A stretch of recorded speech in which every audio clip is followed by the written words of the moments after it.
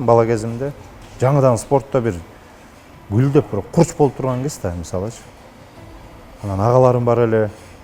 Мындай карасаң, биз сыяктуу кичине мындай ийгилик жаратып калган агаларыбыз, акчасы бар, иши бар, чоң кызматы бар. Анан бир Азия чемпионатына барайын деп атам жаштар арасында. Ушунчалык бир ушунчалык дейин десе, мисалы азыр мен өзүм эле төлөп берип кое турам. Бир балам барам, ийгилик жаратып утуп келем десе, мен өзүм эле төлөп берип коем. Мен азыр ошол аракетимди, анткени мен башыман өткөн нерсеге сразу жок дей албайм да. Мен таап берем. Өзүмдүн чөнтөгүмөн чыкпаса да, мен таап берем да ал баламачы. Ошо 12-13 агам бар эле, ишенген. 3000-4000 сомдон берсечи, мен аякта барып сапырып келе турган убак эле да алчы. Анан даярданып бер деп койдум. 1 ай эмес, 3 ай даярдандым. 3 ай даярдандым. Даяр бардык, форма даяр. Мелдешти карасам, Кудайым буйруса, утчудай болуп турам. Только барыш керек. Анан баягы күнүнүн убакыт сааты келип, мен билет алайын деп, анан байкелериме жолугуп, бардыгы тамактанып отурушат.